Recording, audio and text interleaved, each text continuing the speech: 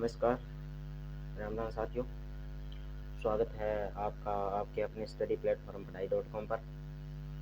तो आज है 27 मई और 27 मई 2026 के जितने भी भारत और राजस्थान करंट अफेयर से संबंधित महत्वपूर्ण प्रश्न रहने वाले हैं वो मैं आपको विभिन्न तथ्यों और जो ऑथेंटिक न्यूज़ एनालिसिस है उनके साथ करवाने जा रहा हूँ। जो राजस्थान के लिए जो सूजस अपडेट जारी होती है उसके सहित विभिन्न प्रश्न मैं आपको करवाने जा रहा हूँ। तो एक बार वीडियो को पूरा देखें और हमारा चैनल सब्सक्राइब करना न भूलें ताकि आपको डेली करंट अफेयर अपडेट मिलता रहे।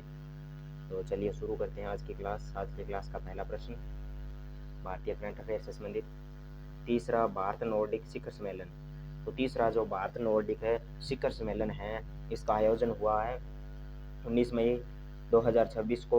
इसका आयोजन स्थल रहा ओस्लो नॉर्वे में इसका आयोजन स्थल रहा। शामिल देश रहे नॉर्वे, स्वीडन, फिनलैंड, डेनमार्क और आइसलैंड। कौन कौन रहे? नॉर्वे, स्वीडन, फिनलैंड, डेनमार्क और आइसलैंड। शीर्षक भारत और आर्कटिक सतत विकास के लिए साझेदारी का निर्माण इसका जो शीर्षक रहा है। यह पहला शिखर सम्मेलन हुआ 2018 में। तो साथियों याद जरूर रखना पहला शिखर सम्मेलन कब हुआ? 2018 में। अगला है भारत श्रीलंका व्यापार। तो भारत श्रीलंका व्यापार पर बात करें तो जनवरी से अप्रैल 2026 अवधि है इसकी स्थिति। भारत श्रीलंका का दूसरा सबसे बड़ा निर्यात गंतव्य है जो बन चुका है। प्रतिस्पर्धा भारत ने यूनाइटेड किंगडम यानी यूके और ब्रिटेन को पीछे छोड़ दिया है और पहला स्थान रहा है इसमें संयुक्त राज्य अमेरिका का। तो सबसे बड़ा निर्यात बाजार है अमेरिका का श्रीलंका के लिए। भारत को श्रीलंका का निर्यात 364.15 मिलियन अमेरिकी डॉलर जो भारत को निर्यात है जो श्रीलंका से प्राप्त होता है। स्रोत भारत श्रीलंका निर्यात विकास बोर्ड से इसके बारे में पता चला है। भी भारत ने दूसरा स्थान है जो निर्यात के मामले में श्रीलंका के साथ व्यापार के मामले में प्राप्त कर लिया है। अगले प्रश्न पर बात करें तो नेपाली फिल्म कौन सी है? Nepali film elephants in the fog 79वें कांस फिल्म फेस्टिवल में नेपाल की यह उपलब्धि है और पुरस्कार अनसर्टेन रिगार्ड जूरी पुरस्कार जीता है। रिकॉर्ड यह उपलब्धि हासिल करने वाली नेपाल की पहली फिल्म बन चुकी है। तो साथियों यह उपलब्धि इस फिल्म को प्राप्त हुई है। कौन सी फिल्म है? Elephant in the fog. कहानी नेपाल के तराई क्षेत्र में रहने वाले ट्रांसजेंडर महिलाओं के समुदाय पर आधारित है। ये नेपाल के जो तराई क्षेत्र में ट्रांसजेंडर जो रहते हैं, जो महिलाएं ट्रांसजेंडर, उनकी जो जीवन पर यह कहानी आधारित है। अगले प्रश्न पर बात करें तो सेमिकॉन इंडिया कार्यक्रम मंजूरी। अब तक 24 डिजाइन परियोजनाओं और 12 फेब पैकेजिंग परियोजनाओं को मंजूरी मिल चुकी है। नया पोर्टल इंडिया सेमीकंडक्टर मिशन ने 26 मई 2026 को निवेशक सहायता ऑनलाइन पोर्टल है जो शुरू कर दिया है। उद्देश्य निवेशकों को विश्वास बढ़ाना और उनकी समस्याओं का समाधान। तो जो निवेशक है उनको आकर्षित करने के लिए इस सेमिकॉन इंडिया कार्यक्रम की शुरुआत की गई है। अमित शाह का बीकानेर दौरा। तो स्थान राजस्थान के बीकानेर में स्थित बीएसएफ की सांचू पोस्ट में इनका दौरा रहा। तो ये राजस्थान की परीक्षाओं की दृष्टि से भी महत्वपूर्ण है और इंडिया लेवल की परीक्षा में भी यह प्रश्न है जो पूछा जा सकता है। कार्य जवानों से संवाद किया। महिला बैरकों का ई उद्घाटन इनके द्वारा किया गया। सुरक्षा अगले 6 महीनों में बॉर्डर पर ड्रोन रोधी सिस्टम लगाए जाने प्रस्तावित है। तो अगले 6 महीनों में बॉर्डर पर ड्रोन रोधी जो ड्रोन गतिविधियां घुसपैठियों द्वारा होती है, जो नशे वगैरह उनके द्वारा ड्रोन से सप्लाई किए जाते हैं, उनका एंटी ड्रोन सिस्टम लगाया जाएगा जिससे अगर कोई ड्रोन डिटेक्ट होता है तो उसका वही है जो खात्मा कर दिया जाता है। तो बीएसएफ कार्य क्षेत्र तकनीकी के दुरुपयोग को देखते हुए 15 किलोमीटर से बढ़ाकर 50 किलोमीटर इसका क्षेत्र है जो कर दिया गया है। आप आगे है पीएन पनिकर पुरस्कार। तो the library man of India the story of PN Panicker पुस्तक विमोचन उपराष्ट्रपति सीपी राधाकृष्णन ने नई दिल्ली में किया। लेखक है इसके पीपी सत्यन। ये लेखक की जरूर याद रखना पीपी सत्यन। और विमोचन किया हमारे जो वर्तमान उपराष्ट्रपति है सीपी राधाकृष्णन ने।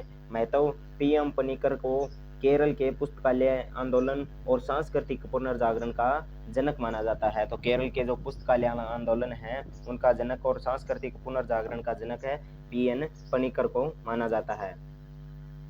इनके नाम पर यह पुरस्कार भी दिया जाता है। आगे है केरल का पहला निजी चिकित्सा संग्रहालय, स्थान उलूर तिरुवनंतपुरम। तिरुवनंतपुरम में जो केरल का पहला निजी चिकित्सा संग्रहालय खोला गया। स्थापना ए शिवरामन ने की। प्रदर्शित मानव शरीर की हस्त निर्मित संरचनाएं, चित्र और चिकित्सा के अभिलेखागार इसमें प्रदर्शित किए गए हैं। उद्देश्य चिकित्सा शिक्षा को और जागरूकता बढ़ाना। जो चिकित्सा शिक्षा है उसमें जागरूकता बढ़ाने के लिए इस संग्रहालय की शुरुआत की गई है। अन्य महत्वपूर्ण तथ्यों की बात करें तो जापान अल्ट्रा रनिंग रिटॉस्किन में IAU 24 घंटे एशिया और ओशिनिया चैंपियनशिप भारत ने कुल 5 पदक जीते। भारत इथियोपिया WTO 22 मई 2026 जिनेवा में इथियोपिया की WTO की सदस्यता हेतु द्विपक्षीय प्रोटोकॉल पर भी हस्ताक्षर हुए हैं। अब बात करें चिराग केंद्र पर तो मानव संसाधन सूचना प्रणाली अनुसंधान एवं विश्लेषण केंद्र हैदराबाद के मोल्ला अली में भारतीय रेलवे डिजिटल गवर्नेंस का भाग है चिराग केंद्र। अब रिवीजन प्रश्नोत्तर, इसमें कुछ रिवीजन हो जाएगा और कुछ अन्य जो नए प्रश्न हैं वो भी हमारे साथ जुड़ जाएंगे। मार्को रूबियो ने मई 2026 में किस देश का दौरा किया? तो जापान का दौरा मार्को रूबियो द्वारा किया गया। यात्रा का उद्देश्य इंडो पैसिफिक क्षेत्र में सहयोग बढ़ाना और सुरक्षा साझेदारी को मजबूत करना इनका उद्देश्य है। WHO ने किस बीमारी पर स्वास्थ्य आपातकाल घोषित किया? तो WHO ने जो इबोला वायरस है, इसमें थोड़ा शायद मेरे को लगता है मिस ऑप्शन है, जो अंडरस्टैंडिंग हो चुकी है, तो इबोला वायरस इसके लिए रहेगा। बाकी आप कन्फर्म कर लेना, ये पहले दोनों प्रश्न ये भी कन्फर्म करने के लिए है। फिर ये दूसरा कमेंट में ज़रूर बताना इनका उत्तर। अगले प्रश्न पर बात करें।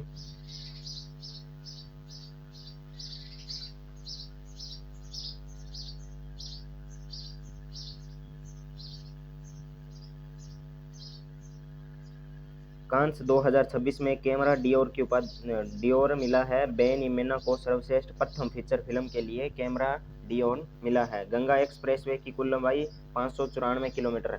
मेरठ से प्रयागराज तक 594 किलोमीटर लंबा एक्सप्रेसवे व्यापार और परिवहन को बढ़ावा। आगे है वेंकटापुर नदी कर्नाटक राज्य में है। और CDV बाघिन की मृत्यु किस टाइगर रिजर्व में हुई? तो CDV बाघिन की मृत्यु है जो मध्य प्रदेश के कान्हा टाइगर रिजर्व में केनाइन डिस्टेम्पर वायरस से बाघिन की मृत्यु हुई। तो ये कान्हा टाइगर पार्क है, हमेशा लगभग ये चर्चा में रहता है और लगभग जो इंडिया लेवल की परीक्षाएं होती हैं उनमें पूछा भी जाता है।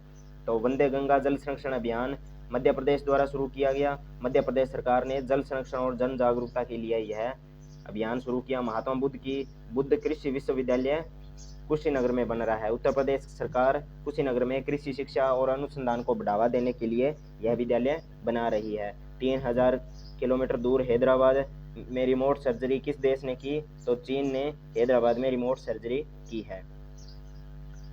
आगे है हाइपरसोनिक और सैनिक मिसाइल किसने लॉन्च की? तो रूस ने परमाणु क्षमता वाली हाइपरसोनिक और सैनिक मिसाइल का परीक्षण किया है। अब आगे बात करें राजस्थान करंट अफेयर से संबंधित। तो इलेक्ट्रॉनिक्स एंड सेमीकंडक्टर सेक्टर पर संवाद कार्यक्रम कब आयोजित हुआ? 23 मई 2026 को। स्थान रहा जयपुर। वक्ता रहे इनके मुख्यमंत्री श्री भजनलाल जी शर्मा। राज्य को 350 बिलियन की अर्थव्यवस्था बनाना कब तक? 2029 के लगभग तक। 2029 तक इसमें लक्ष्य रखा गया है। 2029 तक जो राजस्थान की अर्थव्यवस्था है उसको 350 बिलियन डॉलर बनाना है। आगे है सिंगल विंडो क्लियरेंस प्रणाली। उद्देश्य निवेश प्रक्रिया को सरल, पारदर्शी एवं समयबद्ध बनाना। डिजिटल माध्यम परियोजना स्वीकृति से लेकर भूमि आवंटन तक सभी प्रक्रियाएं ऑनलाइन होगी। समय सीमा प्रत्येक अनुमोदन के लिए निश्चित समय सीमा तय और रेड टेपिज्म समाप्त कर दिया गया। लाभ निवेशकों का विश्वास बढ़ेगा। Ease of doing business ranking में भी इसमें सुधार होने वाला है। तो 350 बिलियन डॉलर अर्थव्यवस्था का लक्ष्य है। वर्तमान स्थिति राजस्थान की अर्थव्यवस्था लगभग 180 बिलियन डॉलर वर्तमान में है। लक्ष्य अगले 5-7 वर्षों में 350 बिलियन डॉलर तक ले जाना। रणनीति कृषि पर्यटन खनिज के साथ हाईटेक सेक्टर पर भी विशेष फोकस इसमें रहने वाला है। सेमीकंडक्टर क्षेत्र की भूमिका इसमें क्या रहेगी, तो ऑटोमोबाइल, जो मोबाइल एआई डिफेंस में तेजी से बढ़ रही है। भारत सरकार सेमीकंडक्टर मिशन के तहत 76,000 करोड़ रुपए का प्रोत्साहन, और राजस्थान क्लस्टर नीमराणा भिवाड़ी जयपुर में इलेक्ट्रॉनिक्स मैन्युफैक्चरिंग क्लस्टर विकसित किया गया। रोजगार एक नौकरी से 5-6 अप्रत्यक्ष नौकरियां भी इसमें सृजित की गई। आगे है पीएम को, जो हमारे वर्तमान प्राइम मिनिस्टर हैं, उनको एग्रीकोला मेडल से सम्मानित किया गया। दिनांक रही इसकी 22 मई 2026। स्थान राज्य मंत्रिपरिषद की बैठक राजस्थान। प्रधानमंत्री श्री नरेंद्र मोदी को एफएओ द्वारा एग्रीकोला मेडल से सम्मानित किया गया। कारण वैश्विक कृषि का विकास, खाद्य सुरक्षा और किसानों के उत्थान में इनका योगदान रहा है। राजस्थान सरकार ने अभिनंदन प्रस्ताव भी पारित किया। एग्रीकोला मेडल की बात करें तो इसका प्रदाता रहता है एफएओ, यानी फूड एंड एग्रीकल्चर ऑर्गेनाइजेशन और संयुक्त राष्ट्र। तो ये एफएओ और संयुक्त राष्ट्र की इसके संबंध में आपको ये जो तथ्य है वो याद रखना है। स्थापना इसकी रही 1945। मुख्यालय रोम इटली में। महत्व कृषि एवं खाद्य सुरक्षा में असाधारण योगदान हेतु सर्वोच्च सम्मान है एग्रीकोला मेडल। तो नाम एग्रीकोला किसान, पीएम मोदी पहले भारतीय प्रधानमंत्री इसके प्राप्तकर्ता बन चुके हैं। वह भारत का वैश्विक योगदान की बात करें तो अंतर्राष्ट्रीय मिलेट वर्ष 2023 भारत के प्रस्ताव पर घोषित श्री अन्न इसको नाम दिया गया। और पीएम गरीब कल्याण अन्न योजना 80 करोड़ को मुफ्त खाद्यान्न विश्व की सबसे बड़ी योजना रही। डिजिटल कृषि, ड्रोन, एआई, सैटेलाइट इमेजरी का उपयोग, प्राकृतिक खेती 1 करोड़ प्लस किसानों को इसके तहत जोड़ा गया। तो 1962 मोबाइल वेटनरी सेवा योजना, मुख्यमंत्री पशुधन निःशुल्क आरोग्य योजना के तहत हेल्पलाइन 1962, ये इनकी हेल्पलाइन रहेगी। बाई चांस अगर पशुओं से संबंधित किसी को इमरजेंसी हो जाती है तो 1962 नंबर डायल कर हम मोबाइल वेटनरी सेवा का निःशुल्क लाभ है जो उठा सकते हैं। घर बैठे निःशुल्क त्वरित पशु चिकित्सा सुविधा 24/7 यानी 24 घंटे और हर समय हर दिन यह सेवा उपलब्ध रहने वाली है।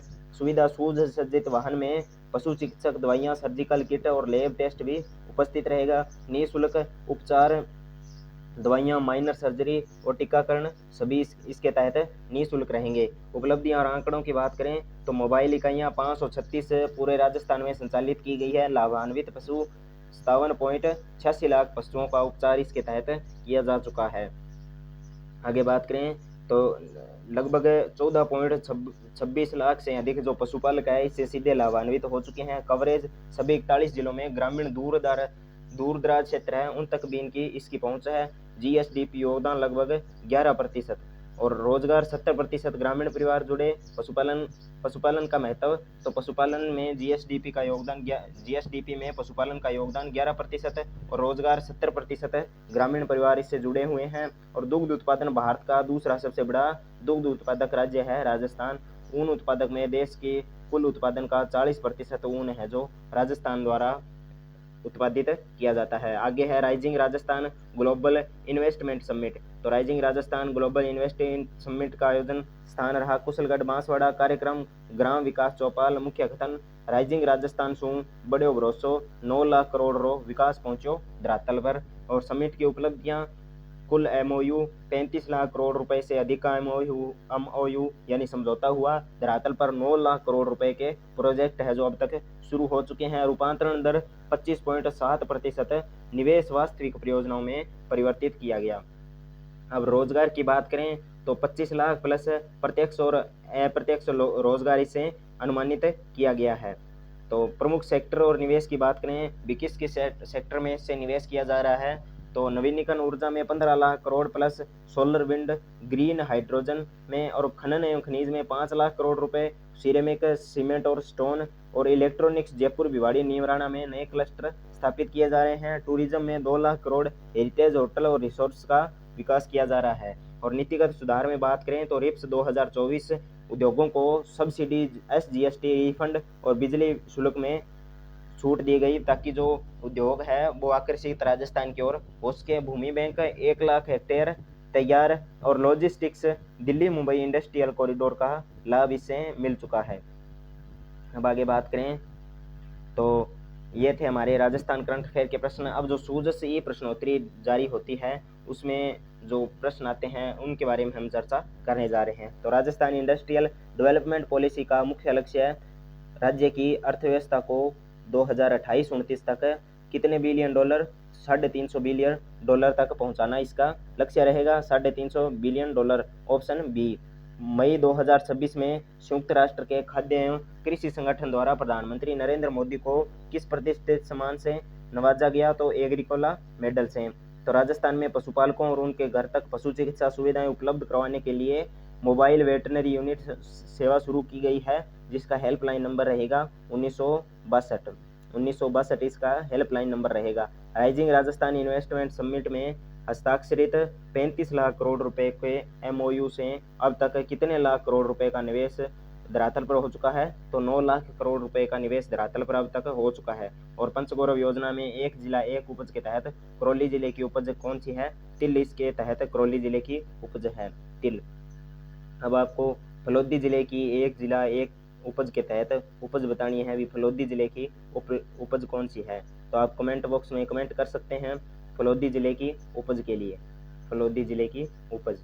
अब आगे हम न्यूज़ एनालिसिस की बात करें तो नए राजस्थान में पशुपालकों को मिल रही घर बैठे निःशुल्क पशु चिकित्सा सेवा। ये देखिए जो 1962 वैन है ऐसी होती है, 1962 पर कोर कर निःशुल्क पशु चिकित्सा सेवा उपलब्ध और मेडिकल सेवा 108 की तर्ज पर 1962 मोबाइल वेटनरी इकाइयाँ शुरुआत की गई है। 536 मोबाइल इकाइयाँ और 57.86 लाख पशुओं का उपचार और 14.26 लाख से अधिक पशुपालकों को लाभ इससे मिल पाया है पशुपालन विभाग राजस्थान सरकार द्वारा। अब है राज्य मंत्री परिषद की बैठक में माननीय प्रधानमंत्री की उपलब्धि पर अभिनंदन प्रस्ताव पारित। वैश्विक कृषि विकास एवं खाद्य सुरक्षा से संबंधित है। यह एग्रीकोला मेडल प्रधानमंत्री जी को दिया गया। ये देखिए प्रधानमंत्री जी को मेडल दे रहे हैं। अब आगे प्रश्न पर बात करें, जो आगे न्यूज है राज्य की सिंगल विंडो क्लियरेंस प्रणाली, तो मुख्यमंत्री श्री भजनलाल जी शर्मा। आगे बात करें अगले प्रश्न अगले न्यूज़ पर, तो राइजिंग राजस्थान शुंबड़ियों भरोसों 9 लाख करोड़ रो विकास पहुंचे धरातल पर। तो 9 लाख करोड़ रुपए इसके तहत अभी जो निवेश है वो कर दिया गया है। इसे धीरे धीरे जो प्रोजेक्ट है वो धरातल पर शुरू हो रहे हैं और 35 लाख करोड़ रुपए के MOU है जो समझौते हैं वो हुए हैं। 35 लाख करोड़ रुपए राजस्थान सरकार द्वारा जो इसके लिए लगाए जाने हैं। तो ये थी आज की हमारी क्लास। अगर आपने क्लास को पूरा देख लिया है तो एक बार कमेंट ज़रूर करें कैसी लगी हमारी क्लास, और हमारे चैनल को भी सब्सक्राइब करना नहीं भूलें ताकि डेली न्यूज़ और करंट अफेयर है वो आपको मिलती रहे, जो आपकी परीक्षा के लिए बहुत इंपॉर्टेंट है। तो धन्यवाद। जय हिंद, जय भारत, जय राजस्थान।